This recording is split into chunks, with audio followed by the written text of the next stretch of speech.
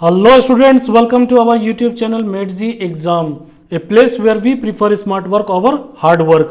आज का जो अपन का टॉपिक है वो एंड गेम सीरीज का केमिस्ट्री का टॉपिक है, दैट इज रिडॉक्स रिएक्शंस। यहाँ पर क्या पढ़ेंगे अपन, रिडॉक्स रिएक्शन का पार्ट 2 करेंगे। पार्ट 2 का क्या मतलब हो गया, रेस्ट 5 क्वेश्चन जो है वो आज डिस्कस होगा इस लेक्चर में, ठीक है। तो यहाँ पर क्या करना है आपको, एज यूजुअल क्या करोगे आप, वीडियो को पॉज करोगे, यहाँ पर से क्वेश्चन देखोगे, क्वेश्चन को सॉल्व करोगे, वीडियो रिज्यूम करोगे, वहाँ से अपना चेक करोगे कि कितना आपका लेवल ऑफ प्रिपरेशन है, ठीक है। तो चलो फिर स्टार्ट करते हैं। फर्स्ट क्वेश्चन काफ़ी इंपॉर्टेंट क्वेश्चन है, ठीक है। यहाँ पर देखो जितने भी क्वेश्चंस यहाँ पर सॉल्व होंगे सारे कंसेप्चुअल होंगे, ठीक है। तो ध्यान देना, the oxidation number of chromium atom, chromium atom का ऑक्सीडेशन नंबर निकालना है किसमें, CrO5 में। किसमें निकालना है, CrO5 में, दैट इज क्रोमियम पर ऑक्साइड। इसे क्या कहते हैं, क्रोमियम पर ऑक्साइड भी कहते हैं। CrO5 को आप क्या कहते हैं, क्रोमियम पर ऑक्साइड, ठीक है। और यहाँ पर क्या हो गया, K3CrO8 हो गया, यानी यहाँ पर क्या हो गया, पोटेशियम टेट्रा परऑक्सो क्रोमेट हो जाता है, ठीक है। ये क्या हो जाता है, पोटेशियम टेट्रा परऑक्सो क्रोमेट हो जाता है, ठीक है। तो यहाँ पर अपन क्या करेंगे, देखो इस क्वेश्चन में क्या करोगे आप, जनरल मेथड से यहाँ पर क्या नहीं फाइंड आउट कर सकते हो। यहाँ पर आपको क्या होना चाहिए, ये पर्टिकुलर क्वेश्चन इसलिए कराया जा रहा है क्योंकि इसमें स्ट्रक्चर का रिक्वायरमेंट है, ठीक है। क्या करना पड़ेगा आपको, पहले स्ट्रक्चर ड्रॉ करना पड़ेगा। तो चलो स्ट्रक्चर ड्रॉ करते हैं पहले। तो पहला करते हैं CrO5 का, ठीक है। तो CrO5 का स्ट्रक्चर कैसा हो जाता है, ये आपका हो गया क्रोमियम, ठीक है। एक डबल बॉन्ड के साथ ऑक्सीजन होता है, फिर एक ये, ठीक है, और एक इधर ऑक्सीजन ऐसे अटैच होता है। तो ये हो जाता है क्या, क्रोमियम का स्ट्रक्चर। CrO5 का स्ट्रक्चर हो गया यहाँ पर। अब देखो ये क्या है, इस पॉइंट पे इस ऑक्सीजन पे -2 का चार्ज है, इस ऑक्सीजन पे -1 का चार्ज है, इस ऑक्सीजन पे -1 का चार्ज है, इस ऑक्सीजन पे भी -1 का चार्ज है, और इस ऑक्सीजन पे भी -1 का चार्ज है। तो टोटल कितने चार्जेस हो गए यहाँ पर, -6 चार्ज हो गए, ठीक है, ठीक है। तो यहाँ पर ये देखो, ये जो CrO5 है ये क्या, न्यूट्रल मॉलिक्यूल है। क्या न्यूट्रल मॉलिक्यूल है, तो यहाँ पर क्या हो जाएगा, x -6 इज इक्वल टू क्या हो जाएगा आपका, 0 हो जाएगा। That means x is equal to कितना हो जाएगा, ये 6 हो जाएगा। यानी क्रोमियम पे कितना चार्ज आ गया आपका, +6 का चार्ज आ गया। यहाँ पर क्या हो गया, +6 का चार्ज हो गया। यानी इस केस में CrO5 में, ठीक है, क्रोमियम पे कितना चार्ज आ जाएगा, +6 का चार्ज आ जाएगा, ठीक है। नेक्स्ट देखते हैं, नेक्स्ट क्या है, अगर आप इससे ब्रेक करोगे, ठीक है, तो यहाँ पर ये क्या चार्ज आ जाएगा, -3 का चार्ज आ जाएगा, ठीक है, CrO8 हो जाएगा। तो अपन क्या करेंगे, CrO8 का स्ट्रक्चर बनाते हैं। तो CrO8 का स्ट्रक्चर कैसा हो जाता है, ये रहा आपका क्रोमियम, ठीक है। यहाँ पर सारे ऑक्सीजन इस फॉर्मेट में अटैच होते हैं, 8 ऑक्सीजन से, ठीक है। ये सारे क्या होंगे, इस फॉर्मेट में अटैच हो जाते हैं क्रोमियम से, क्लियर है। और यहाँ पर कितना चार्ज था, -3 का चार्ज है। तो अब देखना ये क्या है आपका, इसमें -1 का चार्ज होगा, जितने भी ऑक्सीजन इस समय क्या हो जाएगा, -1 का चार्ज हो जाएगा, ठीक है। यही -1 का चार्ज है, यहाँ भी -1 का चार्ज है, इधर भी -1 का चार्ज है, इधर भी ये क्या है, -1 का चार्ज है, और इसमें भी -1 का चार्ज हो गया। यानी टोटल माइनस चार्ज कितने हो गए, 8 हो गए, यानी -8 हो गए। और क्रोमियम का कितना हो गया, क्रोमियम का फाइंड आउट करना, तो मान लो क्रोमियम का x है, ठीक है, और इधर कितना हो गया, -8 हो गया, और ये इक्वल टू कितना हो जाएगा, टोटल चार्ज कितना है इस कंपाउंड पे, CrO8 3- पे -3 का चार्ज है। यानी अगर आप x यहाँ से फाइंड आउट करोगे तो ये क्या हो जाएगा, +5 में आ जाएगा, ठीक है। तो इस केस में क्या हो जाएगा, क्रोमियम पे कितना चार्ज आ गया, +5 का चार्ज आ गया, ठीक है। ये क्लियर हुआ, बहुत ही अच्छा क्वेश्चन था। ये क्या है, आपको डायग्राम और स्ट्रक्चर, ये स्ट्रक्चर आपको क्या होना चाहिए, याद होना चाहिए। तो यहाँ पर क्या आंसर हो जाएगा, C is the right option, ठीक है, +6 और +5, क्लियर है। दोनों ही केस में CrO5 में देखो क्या हो जाता है, +6 का आ जाता है। क्रोमियम पे कितना चार्ज है, x पे कितना चार्ज है, क्रोमियम, यानी +6 का चार्ज है। और इस सेकंड केस में K3CrO8, ठीक है, जिसको आप क्या कहते हो, पोटेशियम टेट्रा पर ऑक्सोक्रोमेट कहते हो, इस पर कितना चार्ज आ गया आपका, +5 का चार्ज आ गया, ठीक है। इस क्लियर है, यहाँ पर से ऑक्सीडेशन नंबर निकल गया क्रोमियम का। नेक्स्ट क्वेश्चन देखते हैं, ये काफ़ी अच्छा क्वेश्चन है, काफ़ी हाई लेवल का क्वेश्चन है। तो यहाँ पर देखना, देखो समझना इसको, the ratio of number of moles of KMnO4, ठीक है, KMnO4 and K2Cr27 required to oxidise. यहाँ पर क्या करना है, 0.1 मोल SN2+ से आपको SN4 में कन्वर्ट करना है इन एसिडिक मीडियम। तो इस चीज़ को याद रखना, ठीक है। यहाँ पर क्या है, आपको किस में कन्वर्ट कराना है, यानी SN2+ को किस में ऑक्सीडाइज कराना है आपको, SN4+ में, ठीक है। तो यहाँ पर आपका रिक्वायरमेंट कितना होगा, यानी KMnO4 कितना रिक्वायर होगा इस प्रोसेस के लिए, 0.1 मोल को आपको ऑक्सीडाइज कराना है। तो इस प्रोसेस में KMnO4 कितना मोल्स रिक्वायर्ड होगा और K2Cr2O7 कितना मोल्स रिक्वायर्ड होगा to oxidise 0.1 mole SN2 + 2 SN4 in acidic medium. तो यहाँ पर क्या करते हैं, पहला जो रिएक्शन लेंगे KMnO4 के लिए लेते हैं, ठीक है। तो इस साइड में अपन KMnO4 का लेते हैं। नेक्स्ट देखो यहाँ पर क्या होता है, ये जो KMnO4 से क्या हो जाता है MnO4 लेते हैं, यानी एसिडिक मीडियम क्या हो जाता है MnO4-, ठीक है, और SN2+, इसी को तो आपको ऑक्सीडाइज कराना है।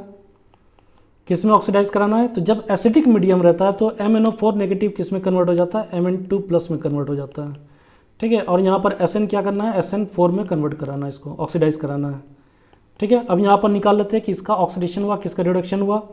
ऑब्वियसली देखो यहाँ पर ये क्या हो रहा है, +2 से +4 पे चला गया, यानी इसका क्या हो गया, ऑक्सीडेशन हो गया। चेंज इन कितना हुआ, ऑक्सीडेशन नंबर कितना चेंज हुआ, 2 मोल्स का चेंज हुआ, ठीक है। और इधर देखो MnO4 में, यहाँ पर ये MnO4 यानी मैंगनीज पे कितना चार्ज है, तो ये +7 का चार्ज है। इस मैंगनीज पे कितना चार्ज है, +2 का चार्ज है। तो इस केस में कितना चेंज हो गया, यानी ऑक्सीडेशन नंबर जो चेंज हुआ ये कितना हुआ, change in oxidation number this equals to 5, ठीक है। यहाँ पर क्लियर हो गया। अब क्या करना है, देखो यहाँ पर से समझना, जब 2 मोल ऑफ SN2+ को आप ऑक्सीडाइज करते हो, ठीक है, 2 मोल्स ऑफ SN2+, क्या होता है कि आप मल्टीप्लाई कर दोगे तो यहाँ पर क्या हो जाएगा, 2 मोल्स ऑफ SN2+ को जब आप ऑक्सीडाइज करते हो तो इसके लिए कितना रिक्वायरमेंट होता है KMnO4 का, यहाँ पर आपको 5 मोल्स ऑफ MnO4- लगता है, 5 मोल्स ऑफ MnO4-, ठीक है। यानी आप 0.1 मोल में करना है तो क्या करोगे, आप सीधा यहाँ से यूनिटी मेथड का यूज़ करोगे, ये कितना हो जाएगा 5 × 0.1/2 हो जाएगा, ठीक है। 5/2 हो गया, और इतना से करना है तो ये क्या हो जाएगा 0.1 से मल्टीप्लाई हो जाएगा।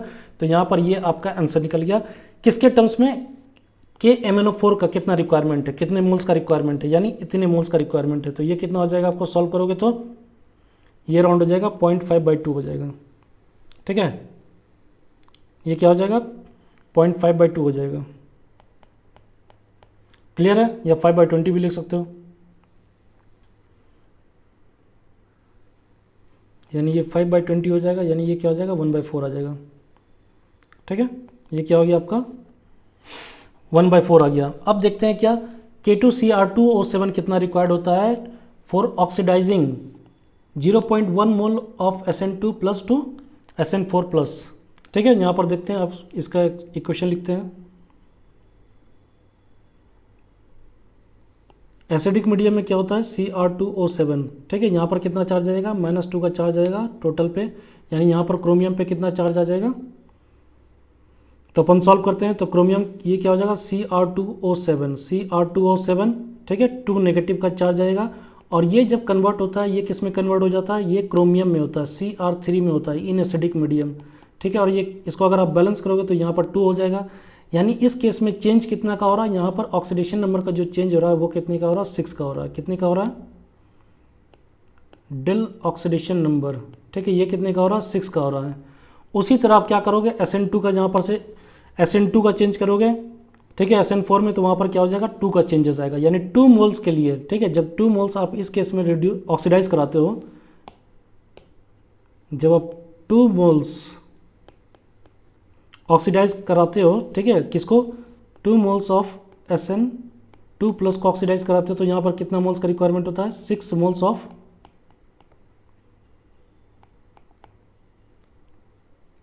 Cr2O7 2 नेगेटिव, Cr2O7 2 नेगेटिव हो गया, ठीक है। यहाँ पर से देखो, अब यहाँ पर क्या करेंगे, अपन यूनिटी मेथड यूज़ करेंगे, यानी 2 मोल्स के लिए आपको 6 मोल्स ऑफ Cr2O7 2 नेगेटिव का रिक्वायरमेंट होता है। तो 1 मोल के लिए कितना हो जाएगा, 0.1 के लिए कितना हो जाएगा, यानी 6/2 × 0.1 हो जाएगा, यानी 6/20 लिख सकते हो इसे, यानी 3/10 भी लिख सकते हो। तो अब यहाँ क्या करना है, आपको रेशियो फाइंड आउट करना है, दोनों का रेशियो। तो देयरफॉर रेशियो किसका, MnO4- का, ठीक है, MnO4- अपॉन Cr2O7 2 नेगेटिव का रेशियो निकालना है। तो ये कितना हो जाएगा 1/4/3/10, ये सॉल्व होके कितना आ जाएगा 5:6 आ जाएगा। तो रेशियो कितना आ गया 5:6 का रेशियो होना चाहिए। यानी नंबर ऑफ मोल्स कितना रिक्वायर्ड है, KMnO4 का 5 मोल्स होगा, इन दोनों का रेशियो, ठीक है, इन दोनों का रेशियो क्या हो जाएगा 5:6 हो जाएगा। तो यहाँ पर क्या ऑप्शन हो जाएगा, यहाँ पर B is the right option. Sorry. Next question देखते हैं अपन। Which of the following compounds nitrogen exhibit highest oxidation state. ठीक है, यहाँ पर देखते हैं हाईएस्ट ऑक्सीडेशन स्टेट में नाइट्रोजन किस कंपाउंड में है। तो ये कौन सा एसिड हो गया, देखो यहाँ पर समझना, ये सब जो N3H है यानी हाइड्राजोइक एसिड इसे कहते हैं। क्या कहते हैं, हाइड्राजोइक एसिड। हाइड्राजोइक एसिड, ठीक है। इस केस में क्या हो जाता है, मान लो कि इसमें आपका +3, ये क्या हो गया -1 हो गया। हाइड्रोजन पे यहाँ पर कितना चार्ज हो गया, हाइड्रोजन पे आपका +1 का चार्ज हो जाएगा। यानी आप इसे लिख सकते हो 3x + 1 = 0। यानी यहाँ पर x कितना निकल के आ गया आपका, x = -1/3। तो यहाँ पर नाइट्रोजन पे चार्ज कितना हो गया, -1/3 का चार्ज हो गया, ठीक है। उसके बाद देखते हैं हाइड्रोक्साइल एमाइन, NH2OH को क्या बोलते हैं, हाइड्रोक्साइल एमाइन कहते हैं।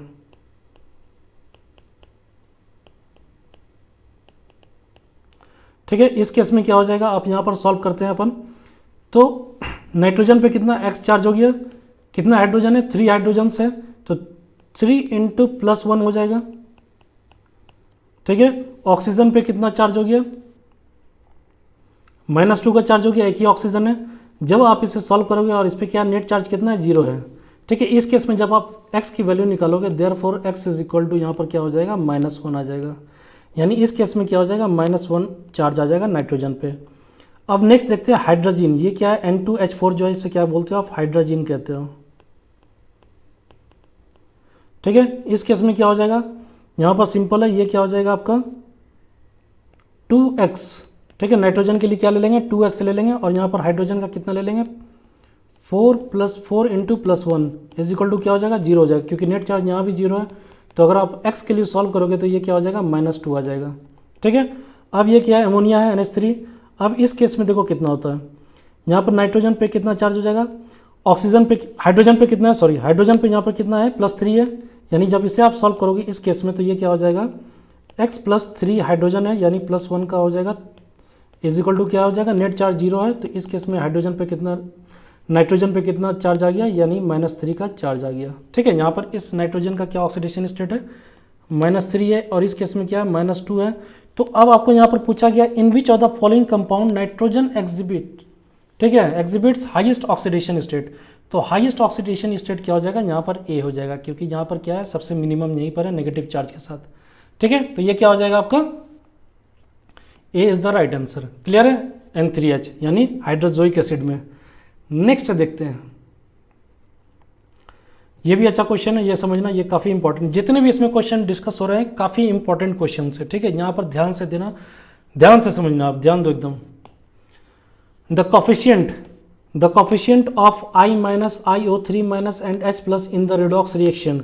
ये रिडॉक्स रिएक्शन है, इसमें आपको क्या निकालना, कॉफिशिएंट्स निकालना है, ठीक है। किसका किसका निकालना, I- का निकालना है, IO3- का निकालना, और H+ का निकालना, यानी प्रोटॉन्स का निकालना यहाँ पर, कि उसके कॉफिशिएंट्स कितने इन द बैलेंस्ड फॉर्म, ठीक है। यहाँ पर निकालते हैं, इसको लिख लेते हैं इधर। तो ये क्या है, I- है, ठीक है। उसके बाद क्या हो जाएगा, IO3-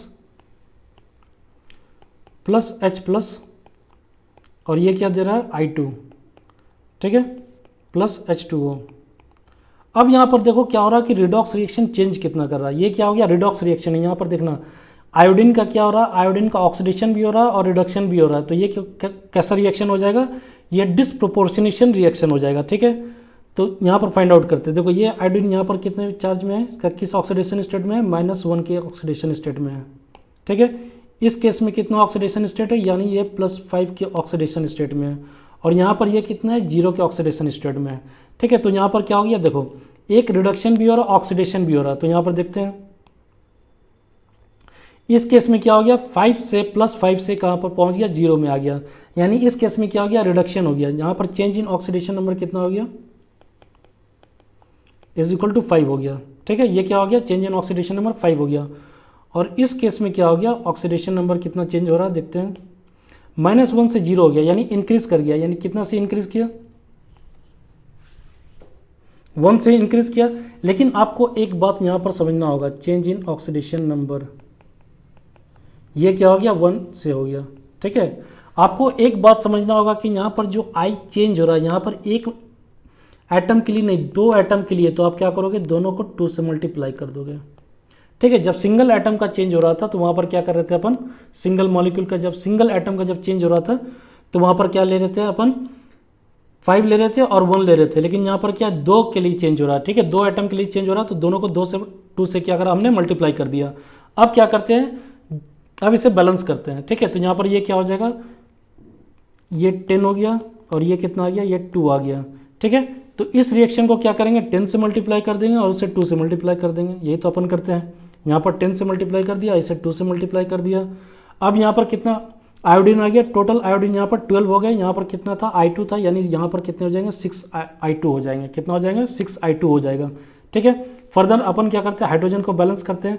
तो यहाँ पर पहले क्या होता है, ऑक्सीजन को बैलेंस करते हैं। तो यहाँ पर ऑक्सीजन कितना है, 6 है, तो यहाँ भी क्या करेंगे, वाटर को बैलेंस करने के लिए 6 कर देंगे। ठीक है, और यहाँ पर कितना हाइड्रोजन आ गया, आपका 12 हाइड्रोजन आ गया। दैट मीन्स यहाँ पर प्रोटॉन को बैलेंस करोगे तो ये कितना आ जाएगा, 12 आ जाएगा। तो ये क्या हो जाता है, ये एक बैलेंस्ड इक्वेशन हो गया। ठीक है, ये क्या हो गया, बैलेंस्ड इक्वेशन हो गया। लेकिन अभी यहाँ पर क्या करना है, सबको आप 2 से डिवाइड कर दोगे। क्या करोगे, सबको आप फर्दर 2 से डिवाइड कर दोगे। ये भी 2 से डिवाइड हो जाएगा, ये भी 2 से डिवाइड हो जाएगा, ये भी 2 से डिवाइड होगा। तो यहाँ पर क्या बच जाता है, ये जो 5 इसका जो कॉफिशिएंट हो गया, I- का कॉफिशिएंट कितना हो गया, ये आपका आ गया +5। ठीक है, और इस केस में कितना हो गया, 1 हो गया। iO3 नेगेटिव में कितना हो गया, ये 1 हो गया। ठीक है, और H+ के टर्म्स में कितना हो गया, यहाँ पर 12/2 6, यानी ये कितना हो गया, 6 हो गया।